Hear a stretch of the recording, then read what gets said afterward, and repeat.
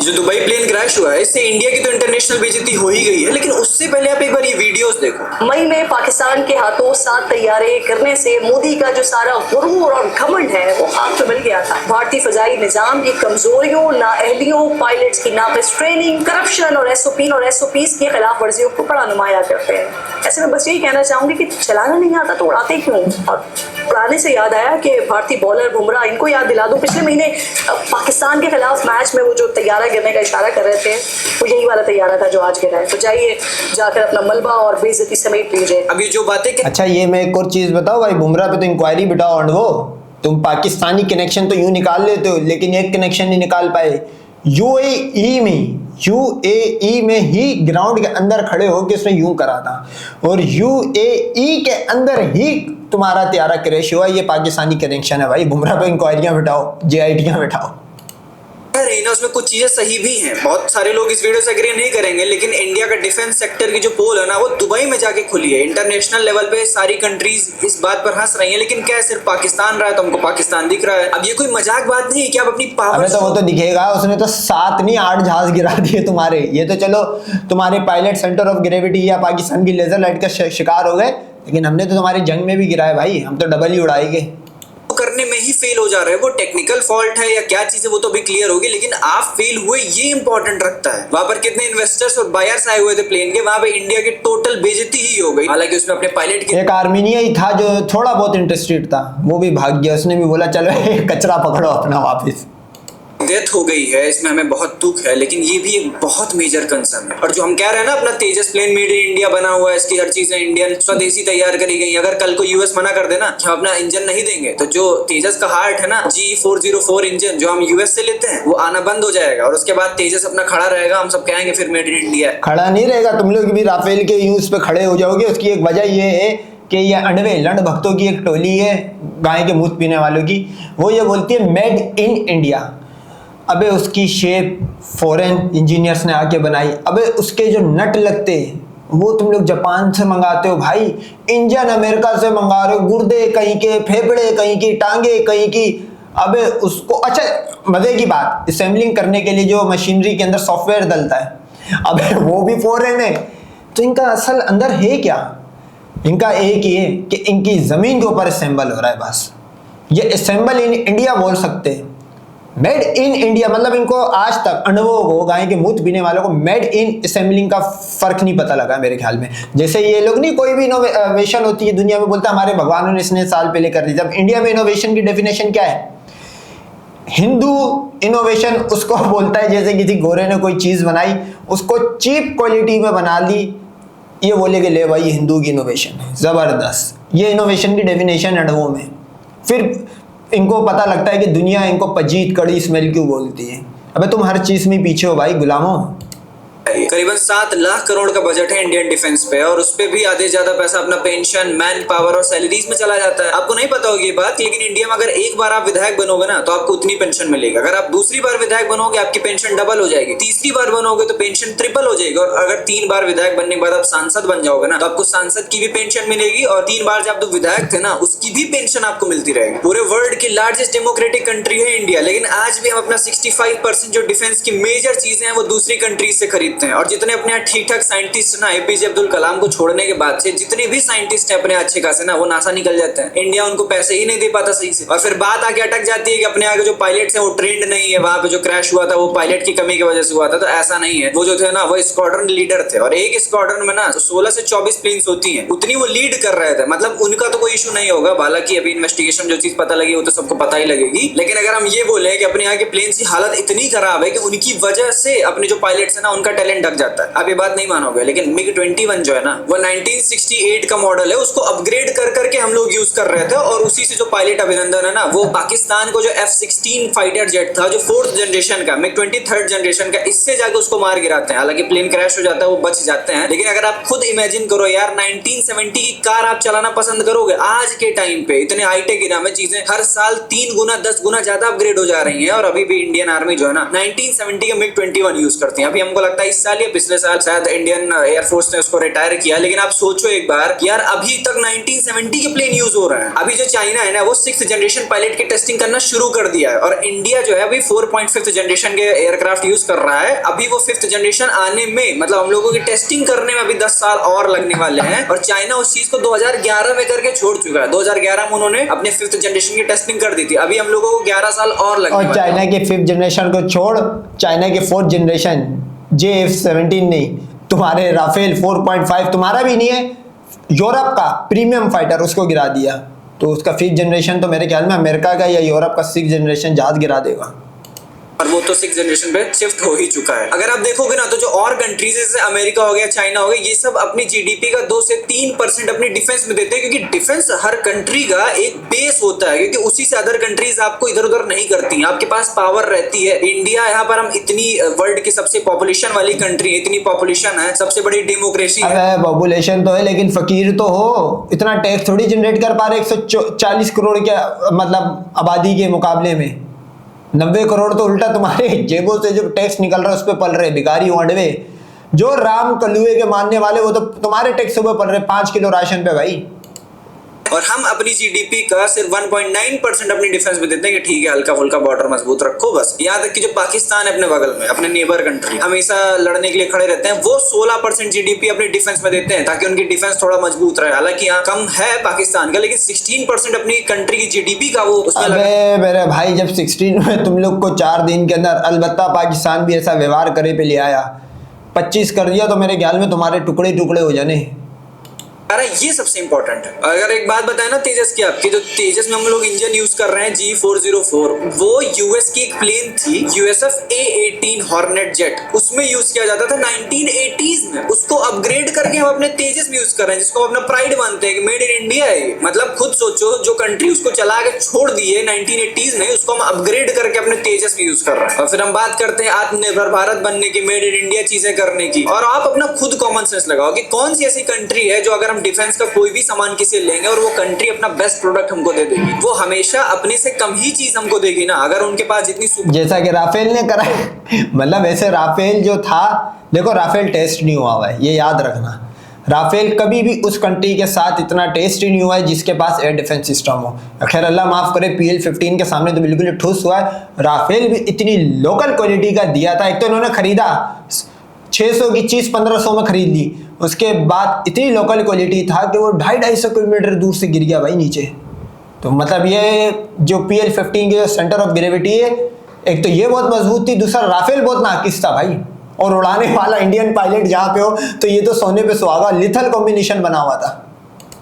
Jets हैं वो उनसे जो लो जेट्स हैं वही हमको देगी ना, कि कल को अगर वॉर के लिए कंट्री खड़ी भी होती तो इनके पास वो सेम टेक्नोलॉजी ना रहे। तो आप खुद से कॉमन सेंस लगाओ। और हम लोग दूसरे कंट्रीज पे रिलाई करते हैं कि इधर से भी सामान ले लो, उधर से भी सामान ले लो, सब कुछ होते हुए भी। और 2018 में लोकसभा में ये चीज प्रूव भी हुई थी। मनोहर पर्रिकर जो कि डिफेंस मिनिस्टर थे, उन्होंने ये चीज मानी लोकसभा में खड़े होकर, जब उनसे ये चीज पूछी गई कि जो हम लोगों का तेजस प्लेन है वो जब हाई एल्टीट्यूड पे जाता है तो उसके परफॉर्मेंस में, उसके इंजन परफॉर्मेंस में कुछ इश्यूज आते हैं। तो वो चीज मनोहर पर्रिकर ने 2018 में लोकसभा में मानी भी कि हाँ इश्यूज आते हैं, लेकिन आज तक हम वही यूज करते चले आ रहे हैं। हो सकता है यही रीजन हो कि इंजन की परफॉर्मेंस की वजह से ही जो दुबई में प्लेन क्रैश हुआ है तेजस, वो इस वजह से ही हुआ। वो तो इन्वेस्टिगेशन में पता ही चलेगा, लेकिन पायलट तो ट्रेन थे, ये तो फिक्स है। इसके बाद जब हवा में तेजस या कोई भी प्लेन जब मैन्यूवर करता है ना, नेगेटिव जी टर्न मारता है, नीचे आता है, तो इकट्ठे ग्राउंड के पास आने के बाद वो पूरा थ्रस्ट लगाता है उसका इंजन वापस उठने के लिए। तो वहां पर इंजन की परफॉर्मेंस एक मेजर रोल प्ले करती है उस मैन्यूवर में, खास करके नेगेटिव जी टर्न में, क्योंकि प्लेन जमीन के बहुत नजदीक आता है, वहां से उठता है, तो थ्रस्ट की नीड बहुत ज्यादा होती है। तो हो सकता है कि ज्यादा चांसेस हो कि उसी की वजह से हुई हो। अब आपके मन में एक क्वेश्चन ये भी होगा कि क्या इंडिया में इंजन ही नहीं है? तो नहीं, लेट 1980s में DRDO को टास्क दिया गया था कि भाई इंडिया का भी एक इंजन तैयार करो। तो DRDO ने एक कावेरी प्रोजेक्ट स्टार्ट किया, मतलब कावेरी इंजन बनाना शुरू किया। अब उसमें भी खास बात यह है कि वो कावेरी इंजन आज भी नहीं तैयार हो पाया, आज भी उसकी टेस्टिंग ही चल रही है। और एक और जो सबसे इंपॉर्टेंट चीज है, मेरे ख्याल में वो बाइकों की नहीं इंजन होते 70, 100, 125, 150 सीसी के, ये उसके पार्ट से कोई एक इंजन बनाने चले, क्योंकि शेप इन्होंने बनाई थी समोसे की। तो इनका जो इंजन होगा वो भी नहीं बाइकों से निकला होगा, समोसे कचौरी गोलगप्पों से बाहर का निकलते ही एंड में। जो हम इंजन यूज कर रहे हैं ना अपने तेजस में G404 वो यूएस वाला, उससे भी लो क्वालिटी का इंजन है ये कावेरी, जिसको अभी हम लोग तैयार तक नहीं कर पाए हैं। पहले प्लानिंग यही थी कि जो तेजस हम लोग तैयार कर रहे हैं उसमें अपना कावेरी इंजन ही फिट करेंगे, लेकिन कावेरी इंजन अभी ना तो तैयार हुआ है और दूसरी बात G404 से ऑलरेडी डिग्रेडेड है, जिसमें हम लोग 1989 से 2015 के बीच में 2100 करोड़ रुपए लगा भी चुके हैं उस कावेरी के पीछे। और जब तेजस में उसकी सेटलमेंट की बात हो रही थी तो पता लगा कि तेजस के अकॉर्डिंग ये इंजन जो है वो सुटेबल ही नहीं है, लो बात ही खत्म हो गई। अब तो फिर हमको दूसरी कंट्री से लेना ही पड़ेगा, तब हम लोग G404 खरीद के लगा रहे हैं अपनी कंट्री में। अभी जो अपना मेड इन इंडिया का तेजस है ना, इसका प्रोजेक्ट पहले LCA के नाम से था, अभी भी तेजस के आगे LCA तेजस ही करके बोला जाता है। इसका प्रोजेक्ट 1980 अभी इसने वीडियो की शुरू में बोला ये मेड इन इंडिया कैसे हो गया, सब सारी चीजें बाहर से लोग आके लगा रहे कर रहे। अबे मेक इन इंडिया बोल दे भाई, असेंबल इन इंडिया बोल दे, असेंबल इन इंडिया बोल दे, मेड इन इंडिया कैसे हो सकता है भाई कोई चीज। में स्टार्ट कर दिया गया था। उसके कुछ टाइम बाद जब अटल बिहारी वाजपेयी जी PM बनते हैं तो LCA का नाम उसको चेंज करके तेजस कन्वर्ट कर देते हैं उस प्रोजेक्ट को। अब यहाँ पे देखो आप, सबसे ज्यादा जो कंसर्निंग बात है, ये फैक्ट देखने के बाद भी हमारा भी दिमाग खराब हो गया कि मतलब 1984 में स्टार्ट किया हुआ प्रोजेक्ट 17 साल बाद 2001 में जाकर के उसका फर्स्ट प्लेन तैयार होता है, पहली बार तेजस उड़ान भरता है। देखो आप, 1984 में स्टार्ट हुआ था, 2001 में 17 साल बाद पहला प्लेन उड़ान भरता है इंडिया में, तेजस। मतलब आप देखो 1984 में प्रोजेक्ट स्टार्ट हुआ, उसके बाद 17 साल लग गए इनको अपना पहला यूनिट निकालने, मतलब फर्स्ट फ्लाइट होने में, जो कि 2001 में। अब 2001 के बाद 2016, मतलब इतना टाइम और लग गया है इनको IAF में ज्वाइन होने, मतलब ऑफिशियली IAF में जुड़ने में। और उस पे भी अगर आप ओवरऑल इंडिया को देखोगे तो पूरे इंडिया को 42 स्क्वाड्रंस ऑफ फ्लाइट जेट्स की नीड है, अगर पूरी की पूरी सिक्योरिटी के वाइज देखा जाए। और अभी अपने पास है, इतने नहीं बनाओ, ये ऐसा रिकॉर्ड नहीं बना देना कि दुनिया खत्म हो जाए और तुम्हारा रिकॉर्ड टूट ना पाए, क्योंकि अगर तुम ये सारे उड़ाओगे पाकिस्तान सारे गिरा देगा, ये तो दुनिया का सबसे बड़ा रिकॉर्ड बन जाएगा। इतने जहाज नहीं बनाओ भाई, इन्होंने गिरना ही है। ने उसके आधे सिर्फ 29 स्क्वाड्रंस, और उस पे भी जो सबसे ज्यादा शॉकिंग बात ये है कि अपने पास अभी सिर्फ 38 तेजस प्लेन्स है all over the India, only 38 Tejas plane. 2016 में जब ये आ गया उसके बाद से 2025 तक इन्होंने सिर्फ 2 ऑपरेशनल ये यूनिट डिलीवर किए हैं 2 स्क्वाड्रन के, जो कि 38 प्लेन्स होता है। अच्छा 36 रहेगा, एक 38 वाला वहां पे गिरा है UAE में, और एक इनका राजस्थान में गिर गया था प्रैक्टिस, 2 साल के अंदर 2 गिर गए, तो 36 रह गए। जैसे राफेल को ये 36 बोलते थे ना, 34, हालांकि वो 4 गिर चुके, तो इसी तरह ये इसको गिनती अपनी अपडेट करने की जरूरत है। उस पे भी जो बची कुची कसर थी वो इंडियन गवर्नमेंट और पूरा करती है। सितंबर में इन्होंने 100 ऑर्डर दे दिए HAL को, हिंदुस्तान एरोनॉटिक्स लिमिटेड को, कि भाई मेरे 100 प्लेन्स और तैयार करो। अब देखो यहाँ पे HAL क्या कह रहा है कि ठीक है बॉस, 2028 तक हम आपको टोटल 220 प्लेन्स दे देंगे। मतलब देखो अपडेट याद रखो, 2028 तक कह रहे हैं टोटल हम आपको 220 प्लेन्स डिलीवर कर देंगे, मतलब 100 का तो ऑर्डर दिया गया है और इसके पीछे 83 ऑर्डर अभी पेंडिंग में। मतलब उसके बाद जाकर के 2028 में टोटल 220 प्लेन्स हो जाएंगे इंडिया में तेजस के। लेकिन सबसे बड़ी चीज यही है कि भाई जब 2016 से लेकर के 25 तक आप सिर्फ 2 स्क्वाड्रंस डिलीवर कर पाए, तो ये कैसे हो जाएगा कि 2028 तक आप टोटल 183 प्लेन्स डिलीवर कर दो। जहां तक अगर मैथमेटिक्स लगाया जाए तो इट इज इम्पॉसिबल, नहीं हो पाएगा, फिर से ये डिले हो ही जाएगा, फिक्स है। और अगर हम अब बात करें राफेल की, जो इंडिया का एक और प्राइड है, जो कि हम लोग फ्रांस से लेकर के आए थे, तो इसमें तो बहुत बड़ा झोल चल रहा है। ये तो बहुत बड़ा झोल नहीं है, ये तो सेंटर ऑफ ग्रेविटी का शिकार हो गया, चकरा के गिरता है भाई। ये प्राइड है, बताओ। फ्रांस, अल्लाह माफ करे, राफेल जिसका पाकिस्तान ने, अगर इस ब्रांड का अगर किसी ने किल करा है ना, इंडिया सबब बना है और पाकिस्तान जो है वो इसकी मौत का सबब बना है। आप नोट करो कि इनका प्राइड कौन सा है, राफेल। अबे जिसका ऑर्डर जो है वो इंडोनेशिया कैंसिल कर रहा है भाई, जिसको कोई खरीदने को तैयार नहीं, वो इनका प्राइड है। तो भाई हम चाहते हैं कि इस तरह की जितने भी दुनिया के नकारा तैयार है वो तुम अपना प्राइड बना के अपनी एयरफोर्स में डालो।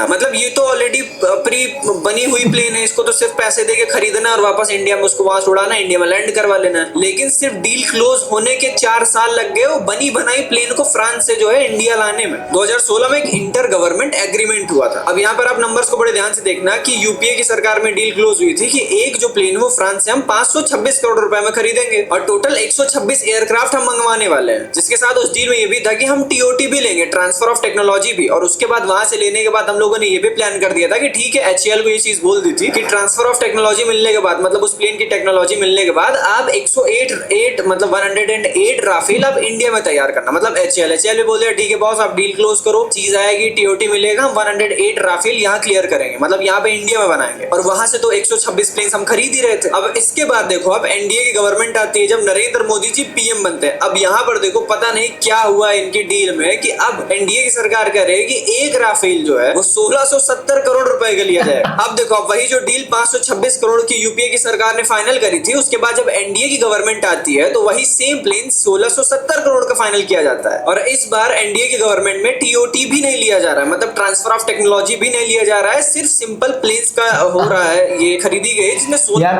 मेरी तो दुआ है फ्रांस तुम्हें ना TOT दे ताकि तुम ये जहाज राफेल वाला कीड़ा जो है ये तेजाब में डालो, ताकि जो राफेल का हाल हुआ वो हम तुम्हारे सारे जहाजों का करें। भाई मैं तो चाहता हूँ पाकिस्तान के हक में यही बेहतर होगा, राफेल की TOT यानी कि ट्रांसफर ऑफ टेक्नोलॉजी इनको मिल जाए भाई।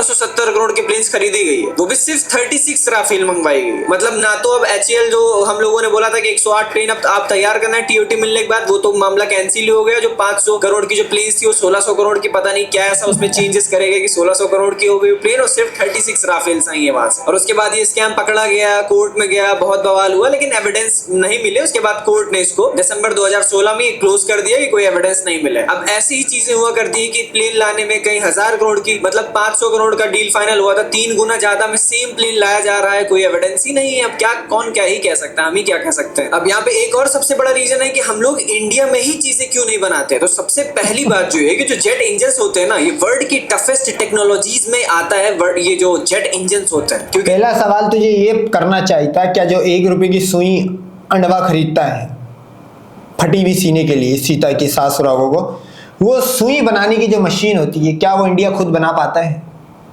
तो तू इंजन जेट फाइटर जेट का इंजन बनाएगा, मतलब भाई अभी क्या बोले, आसमान को ठोकने चला धरती का घोड़ा, ये तो वही बात हुई। जेट इंजन से 1800 डिग्री की हीट निकलती है और उसके साथ साथ और ओवरऑल पूरे वर्ल्ड में ना सिर्फ 3 से 4 ही ऐसी कंट्रीज है जो जेट इंजन तैयार करती है। किसी के पास इतनी सुपर टेक्नोलॉजीज है नहीं। और एक पूरा का पूरा जो जेट इंजन तैयार किया जाता है ना, उसके लिए जो पूरा इकोसिस्टम लगता है, वो कोई भी कंट्री अगर इकोसिस्टम बनाती है तो उसे 30 से 40 साल लग जाते ही है इकोसिस्टम सिर्फ तैयार करने में। जैसे चाइना को 40 साल लग गए थे अपने जेट का जो इंजन है ना, इसका इकोसिस्टम तैयार करने में। अब यहाँ पे जो मेन मैटर ये आता है कि इतनी हाईटेक टेक्नोलॉजी है, पूरे वर्ल्ड में 2 से 3 कंट्रीज ऐसी जो अपना जेट इंजन बना रहे हैं और वहीं पूरे दुनिया भर को बेच रहे हैं। इंडिया जब इतनी बड़ी डेमोक्रेटिक कंट्री है, यहाँ पर इतना सारा कुछ है, तो GDP का कुछ रेट बढ़ा देना चाहिए। अबे भिखारी हो, 90 करोड़ भिखारी हो, जिन कंट्रीज की बात कर रहा है ना वहां की पॉपुलेशन कम है लेकिन क्वालिटी पॉपुलेशन है भाई, पढ़ी लिखी हैगी, फकीर नहीं है, 5 किलो राशन भी नहीं जी रहे भिखारी। और वो लोग किसी दूसरी कंट्री में मुसलमानों की, अरब में जाके मुसलमानों के वॉशरूम या क्रिश्चियन कंट्री में जाके अपने वॉशरूम साफ नहीं कर रहे, वो तुम लोग से वॉशरूम साफ करवा रहे। तुम्हारे में फर्क है, तुम वॉशरूम साफ करने वाले लोग हो, जिनके तू कॉपी करने की बोल रहा है ना कि हम भी अपने जेट का इंजन बनाएंगे, होशियार।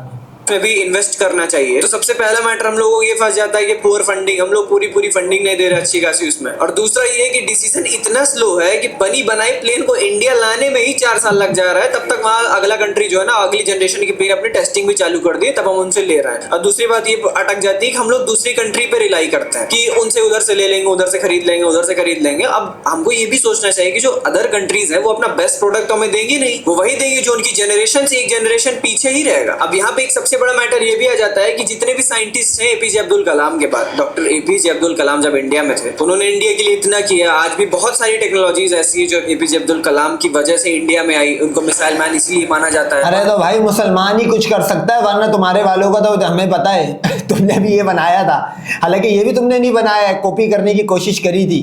तुम्हारी टेक्नोलॉजी का हमें पता है, और ये 4 दिन की जंग में तो पता लग गया तुम लोग क्या बनाते हो।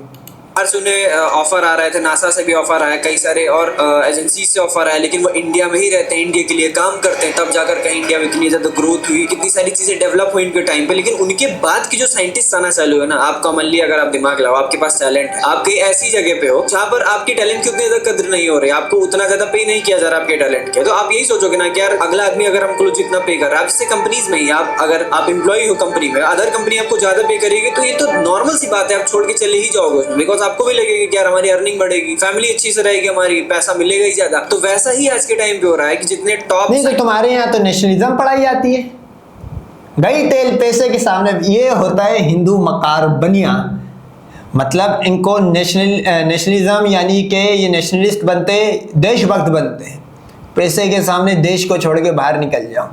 ये एक और अंडों के ऊपर गोबर मारा है इसने। साइंटिस्ट है ना इंडिया में, इंडिया उनको पे नहीं कर पा रहा, उनको रख नहीं पा रहा सही तरीके से। अदर कंट्री जैसे नासा है पे कर रही, जिसकी वजह से वो इंडिया छोड़ करके बाहर चले जा रहे हैं। जैसे कल्पना चावला का ही अगर आप देख लोगे तो वो इंडिया की फर्स्ट वुमेन थी जो स्पेस में गई थी, वो भी नासा की ही एक एरोस्पेस इंजीनियर थी। उसके बाद अपने अबे पजीतनों को वो लोग मजदूर बना के ये लोग लेके जाते। और एक मैं बात बताऊं, ये जितनों को ऑन कर रहे होते, आप नोट करो, अभी ट्रम्प आया है, ये लोग ना खुश हो गए थे, भला कैलाश पटेल, फला पटेल आ गया।